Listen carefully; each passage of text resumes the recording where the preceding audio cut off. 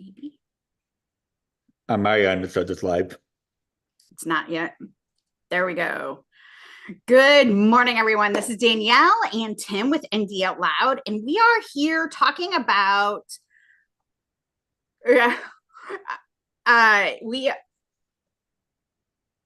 sorry, my YouTube, the sound was on the YouTube, and then it's very confusing to hear it two places.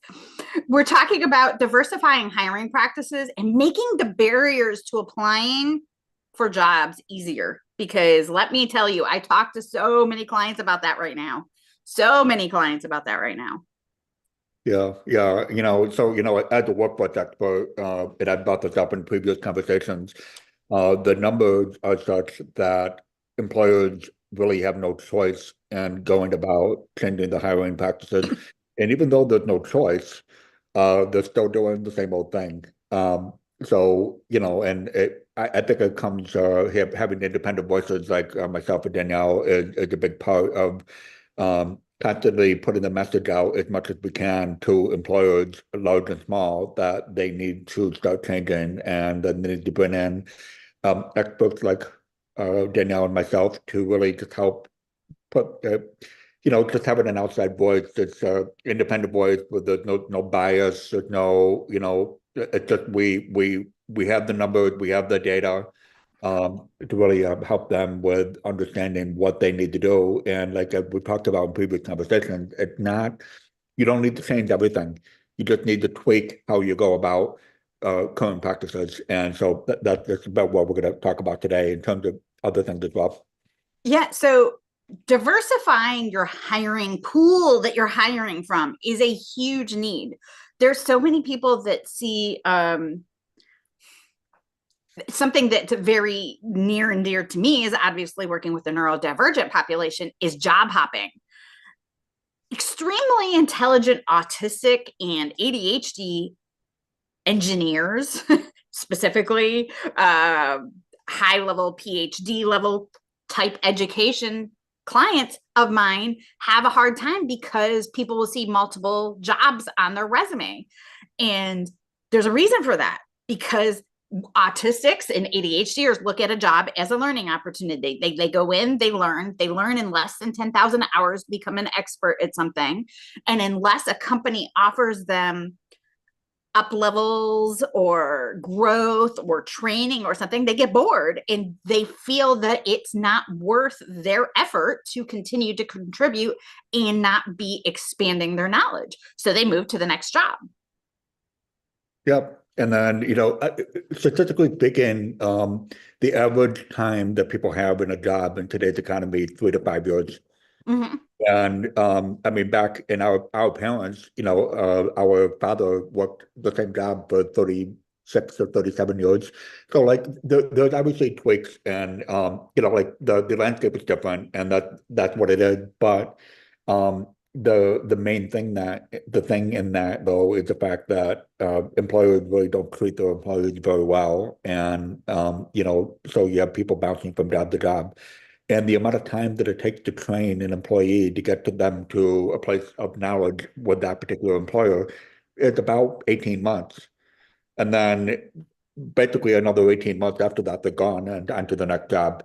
So there needs to be a change in the landscape and there needs to be a change in the approach. One of the things we've talked about in previous conversations is the idea of developing a culture of disclosure, a culture of just openness of what your disability is and what your strengths and weaknesses may be and how you can kind of like tweak your teams so you have one individual that's really strong in this particular area, then maybe you need to tweak how that team approaches the overall task by having that one individual take that part that's their strength, and then the other individual has another strength that kind of like matches at the part of that puzzle piece in which you now have a successful team.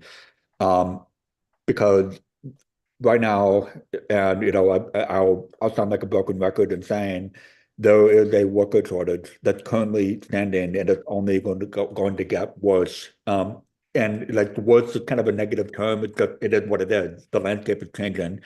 So there needs to be a change in how we go about approaches. And then we've talked about in the past about individuals with disabilities, the unemployment rate among that class is double the national average. So there's something that can be done in terms of really approaching how you go about hiring practices, but then you're tapping into a talent pool that is absolutely incredible. So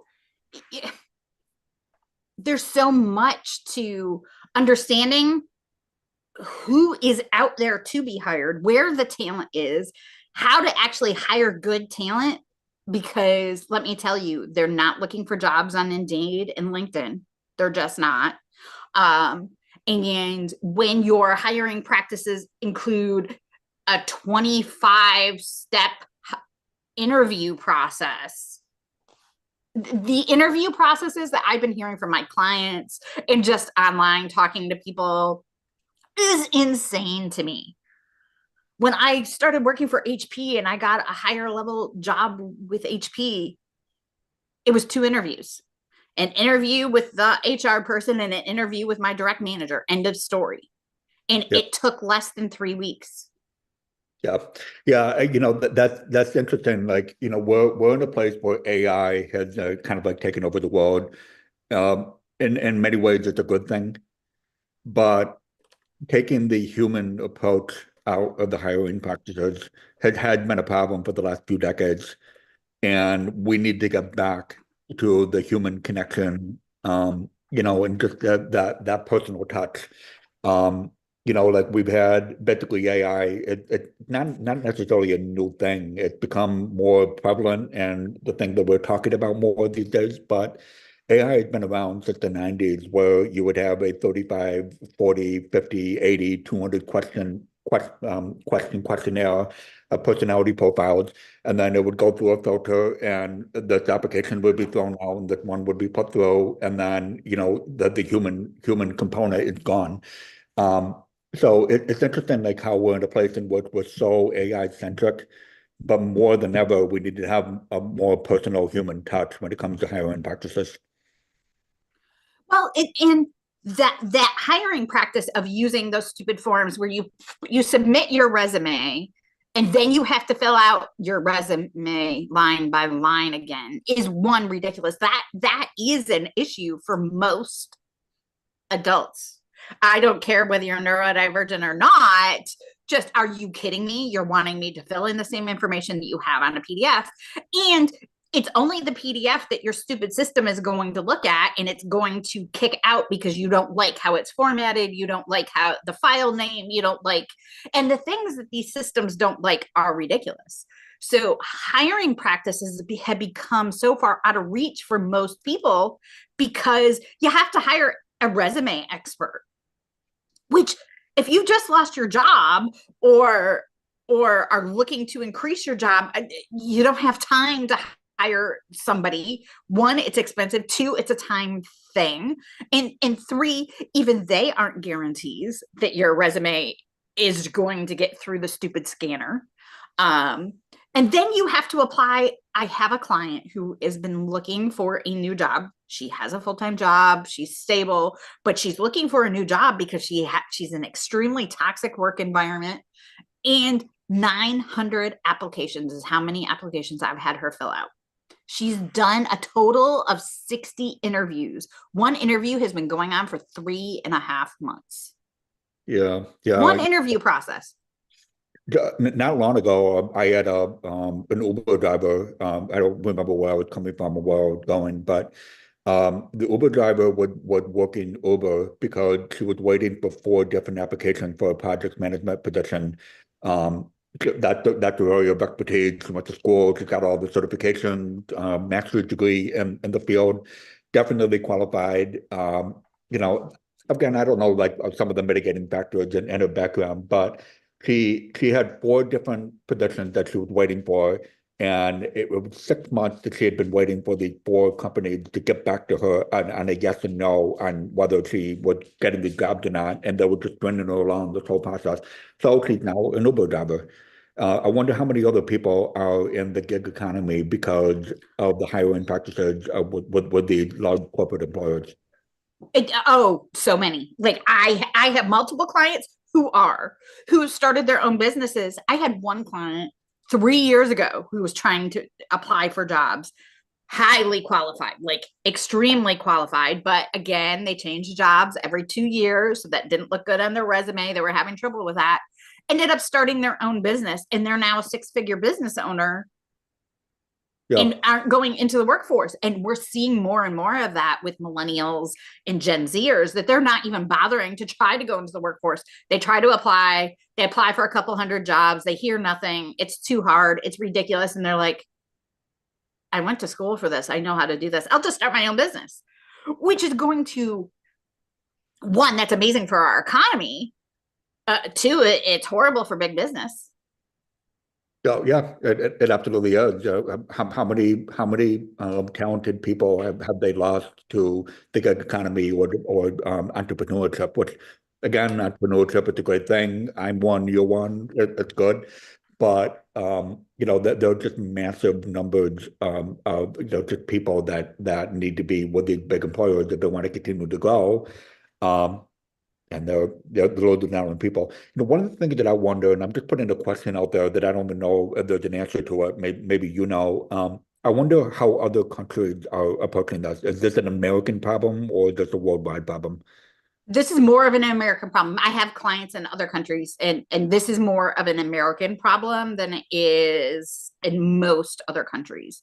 Most other countries just don't have this kind of issue. And there are other countries, I'm not going to quote names off here or anything because I'll get it wrong, I'm sure, that they don't have big companies. They're just small, tiny people doing the thing like we used to do in the 1800s, and not too many big companies. So there are whole entire countries that do that, Africa being one of them. I mean, there are big companies in Africa as a continent, but there are lots of countries in Africa that survive off of all small business, gig economy type stuff. And that's what makes their economy what it is. But so I think, like, the sad thing is I go back and I consult in corporate, and I've done that for years, but doing getting hired to do even a corporate contract or consulting and stuff, there's a reason why I'm an entrepreneur, because going back to work full time in corporate is not it. There are so many barriers for someone like me that it's just impossible. It's impossible. And I cannot imagine being somebody that is relying on corporate income and trying to find a corporate job right now, because the process is ridiculous. And I'm dealing with it as a coach right now, helping these people go through the process. And I'm like, yep, I am not going after a corporate job ever again. I'm just not doing it. Yeah, yeah. Sorry about that with my so the house that I'm living in now, we have lots of dogs, including one that we're babysitting, that's a puppy. And my Dwigle's hot dog from Rochester, New York had just arrived, and the doorbell rang, so they're all going crazy. So I am so excited that my white hots have arrived, and so they were on sale, Labor Day sale, and all that. So anyways. And that's me sticking my tongue out at my brother. Though I was just in New York and came back with a few packages, and I have a couple in my freezer, but still, Yeah. So the hiring practices are so difficult for everyone. I don't care whether you're neurodivergent or not, whatever. It's so difficult, and we do need people to come back into that, or at least be that second level to. Yeah. To go through, look at the resume. Don't put it through a machine that's going to not like it because it was the wrong color black. Yeah. Now I'm going to offer kind of a flip side to this, Danielle, if you don't mind. Is we have a lot of people, job seekers, that are in a place in which they're expressing this disdain in regards to hiring practices. I've applied for X number of jobs. I have not gotten any feelers, and like. This is terrible. It's all corporate America's fault, and there's a lot of fault to be put on that side. But one's online presence in today's economy is incredibly important. And Amen. Yeah. So like I have a friend of mine here in Boise who I would really maybe would love to have her in on a conversation fairly soon to kind of talk about this. Is her punchline, her key wording and her website and the business that she's in is your resume is not enough. You need to have more than just a resume. Your online presence is important. Your LinkedIn profile is important. How you put yourself out there online is extremely important. So there's a lot of people that don't understand that that this is a world that we live in now, where if you have no online presence at all, it's probably a detriment to your job searching. And then on the flip side, if you do have an online presence and it's not like honed in on a specific, so let's say you want to be a project manager or something like that, your online presence really needs to portray that. So I just want to put it out there that people, no matter what background or what disability that you have, your online presence is important. How you post, just the image that you put out there is a big part of your job search. Oh, So absolutely. No, no, that's absolutely true. I had a client, I think about a year ago, maybe 6 months ago, who hired me to help them, to teach them how to do social media. They didn't have any social media footprint at all. So I helped them set up LinkedIn, I helped them set up Facebook, and I helped them set up Instagram. I taught them how to engage. I taught them what to post. I taught so that they could get a job. And it took them about 3 months, and they found a job by having a really good, and they were actually, in fact, a project manager. They did IT project management for development and stuff. So it was somebody I knew from previous jobs professionally. And we had to set up portfolios, and I helped her create PDFs with her portfolios and case studies in numbers and graphs and charts. I mean, she knew how to do all of this for her job, but she didn't know how to do all of this for herself. And using the projects and success stories and things that you're involved in, employers want to see that you volunteer. They want to see that you network consistently, um, and they want to see you going to conferences. They want to see what you're doing to learn on your own. Even those stupid LinkedIn learning courses, and they aren't good. We all know that they aren't very good. yeah, But employers like to see it. yeah, exactly. So, you are your own brand. So you Mm-hmm. need to like whether you're an entrepreneur or you're looking for that next job, or that job, hopefully that might be your last job or one of your last ones. You need to develop your own brand. And so that's another, like on the flip side, it's not just completely on one side where one side has complete fault in the American hiring practices. It's really on the other side as well. Um, so, don't contribute to your struggles in getting that next job that you want, or that dream job, or that individual that is gainfully employed, but they just want something better because they're in a toxic work environment. Then, now is your time to develop an online presence that reflects the type of job that you want to have. Absolutely. And and if you're wanting to learn how to do that, if you happen to be disabled, or somebody who has a record, who has drug addiction that will show up that you've been in prison, any of those things, that is even more important for you to have a huge support of those things in place. Because when you have to disclose those things, especially in my neurodivergent peeps who also happen to be in a lot in the addiction and prison and things like that, we need to make sure that all of those, every support tool that you can have, your good networking, your LinkedIn profile, your Instagram, all of those things are going to outweigh what might show on your resume or what you disclose in an interview. So all of those things increase when you have a disability, hidden or not, when you have a gap in your resume because you took 10 years off to have kids, a gap in your resume because you served a prison sentence, or because you were in rehab, or because you job hopped. If you job hop, you want to know what? That job hopping can actually be a huge boost to you if your LinkedIn profile shows all of the learning and the expansion that you've done for yourself and why you've job hopped. There are so many ways around this stuff, but none of it's easy. And again, there are so many barriers to that. You have to know how to do that. You have to know how to do it well, because if you do it badly, that's going to reflect on you too. Oh yeah, absolutely. So, it's I'm glad that you touched on people with criminal records, because that's a huge talent pool that employers are kind of scared to tap into.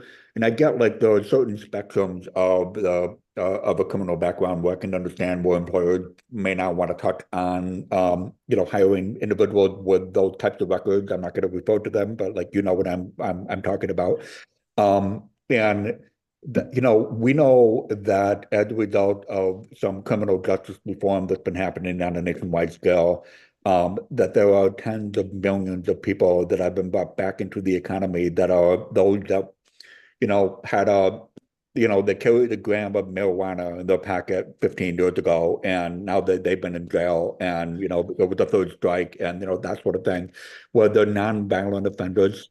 And, so there's so many people that they've learned skills while they're in prison, because I've seen so many programs out there back in the Northeast, here in Idaho, where I currently live, where people have gotten into registered apprenticeship programs in prison. They've learned certain skills, and now they're ready to contribute to the economy, to be taxpayers, and employers are not really hiring them as much as they should. So that's definitely a talent pool that I've seen some incredible success stories of, returning citizens, which is the official term these days, that were single moms that got involved in drugs because of an abusive relationship. Now they're in prison, they get out, they want to like be a mother again, but they can't because they need to get gainfully employed, but they can't. So like the training programs are put in place where they are now incredibly successful. Um, but we need to really encourage employers to maybe look into that potential talent pool. I get there are certain roles where you can't, but there are many, many where you can. And so, And I think it's antiquated thought process that you just can't hire somebody because of a prison record or whatever, because they're going to be a bad investment. If they got an education in prison, yep. you better believe they're a good investment. Oh, yep. 100%. Yep. If in women who have gaps on their resumes because they were in an abusive relationship or their husband died or whatever, and they have that 15-20 year gap because they were raising their children, man, coming back into the workforce is hard. Yep. Why are we making it harder for them when some of these women have PhDs and master's degrees and have been helping out their communities, even if they don't realize it, over the last 10, 15, 20 years while raising those kids? They've still been doing the thing. Yeah. Yeah. I mean, the circles back to like, we need to get back to adding the human element into hiring practices, because like when you can actually tell your personal story and say, here's why I had this gap, here's why I went to prison, here are the skills that I now have as a result of all the things that have happened. That's huge. It's so huge. So yeah, yeah. It comes back to willing to diversify. And I think companies are going to be forced into this soon. I mean, Yeah. it really isn't that much further. When I can, and I can't believe we sit down, my husband and I sit down and have these conversations, and we're like, retirement isn't that far away anymore. Retirement is, oh, it's only 20 years away. And in work history, that's not that long. No, And we need to like start yeah. thinking about this. And in reality, because I'm an entrepreneur and my husband does similar things, retirement for me is probably more like 10 to 15 years away, maybe. So Gen X is leaving the workforce. Yeah. Yeah. Boomers are retiring now. They should have retired a long time ago. Don't get me started on that. But boomers are leaving in mass. Then you've got Gen X, a whole other generation, and you don't have as many millennials and Gen Zers to fill Like, I mean, there just aren't enough of them, let alone people who are willing to work the corporate lifestyle because of all of issues that we talked in our last video about all of the issues with non-disclosure, with no good work-life balance, with bad toxic environments, management styles, all of these things. You've got this, and you don't have enough workforce at all. Yeah, yeah. And so that's the whole disenfranchisement that we're seeing currently right now, that there really need to be a major I mean, first of all, you need to have major large corporations that really put out messaging that they're different, they're going to change, or here's what we're going to do. Because there needs to be some leadership at the top. But it comes down to kind of more of a grassroots level of smaller employers and we're seeing that happen, but there really need to be a mass change, and it really need to happen now. When you're talking about like diversifying and like basically that employers are going to be forced into that. That's really happening now. When you think about 1.4 million baby boomers are going to retire every year between now and 2030, which is that's not that long from now. We're approaching 2025 right now, so we're 5 years away from that happening. And then when you look at the fact that our generation is retiring 10 to 15 years from now, that means we're only looking at about 10 years after all baby boomers are gone, that the next generation is going to be gone as well. And so that's what we're currently facing. And then on top of this, we know from now I'm going to kind of like speak as an economist, that on a worldwide scale, China is basically on the downturn. So we know that as a result of the one-child policy in the 80s, that China is in a place in which they don't have enough workforce to maintain the level of production that they've been asked to maintain for the world economy that wants product to be made in China for a cheap price. So we're seeing reshoring happen all across the world, where Chinese manufacturing is going back to countries like Australia, they're going to the European Union, Africa is really kind of booming right now, and American manufacturing is coming back to America from China. So we're seeing like a higher demand for blue collar jobs. We're looking, it's not just white collar, down to the blue collar, the really, really well-paying union-based jobs in the United States that are coming back. And it's just sort of a thing where the economy is shifting, and companies are not really shifting with the economy, and we're in this kind of gray area right now. So the employers that are on the cutting edge are the employers that are going to be okay over the next 10 to 15 years. And the ones that are not are, we're probably going to start seeing some bankruptcies with employers that just can't fill jobs and are just sort of flailing. So, come to people like myself and Danielle, can really have the real conversation with real data. One of the things that I do when I sit down with companies, I work right down to your zip code, and then work all the way up to a worldwide scale and see what's going to happen over the next 10 to 15 years, and really give you an idea that right within your own zip code, X number of people are going to retire. The amount of people that are kind of like moving in, using percentages, and to give you actual numbers that show you that here's what's going to happen, whether you like it or not. Like, it's going to happen. You can't stop it. So here's what you can do to be proactive in addressing this.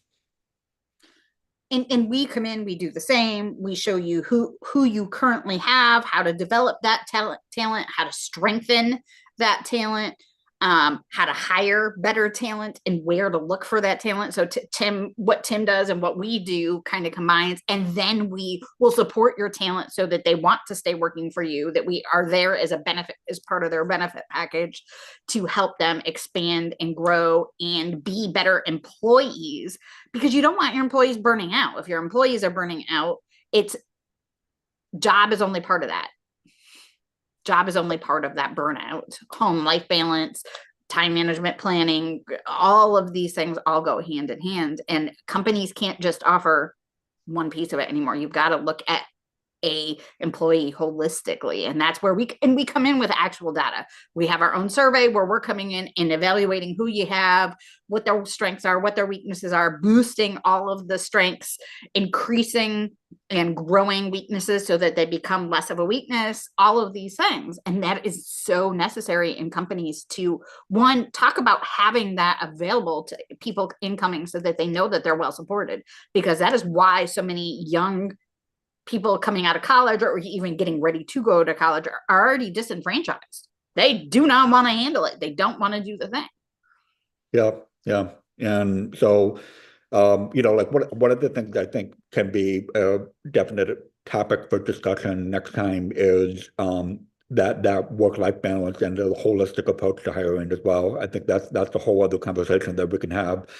And yeah, so I'm trying to think of one of the other things that I think that we need to touch on, which we can maybe touch on a little bit here, but then when it comes to the idea of tapping into programming that's out there that can help you get people that are potential talent for your company. So like vocational rehabilitation programs, which I know is a bad rap, but I'm the chair of the board that oversees my state's rehab program, and I see that while it's government bureaucracy and it's some fun stuff that employers don't really want to tap into, there is a lot of programming out there that can offset the costs that are involved in hiring people from certain talent pools and provide whatever technology and accommodations that is needed for that particular employee that you hire. And so there's a lot in that I think we need to touch on as well. Yeah, absolutely. And you've got your vocational resources and actually going into the local prison system. Yep. You could be part of the change happening for these people while they're still in prison and hire them directly to you after you've already had them trained on somebody else's dime. You could get them trained and ready to come work for you and not pay a dime for it. Yeah. And then, so that's the kind of flip side of the holistic approach is maybe you need to have a holistic approach in your internal hiring practices in terms of serving your local community by hiring people that are disenfranchised or down or in a place in which they need that hand up. And now you have an employee that is so appreciative of the fact that you've given them an opportunity that now they're productive employees for a very long time. So that's huge, absolutely huge. Absolutely. So there's so much out there. If you have questions, if you need somebody like us, we are here. We have a passion and a mission to help disabled communities, neurodivergent communities, disenfranchised communities, coming out of prison, drug rehab, all of these things come into the workforce and be productive members and make your company productive.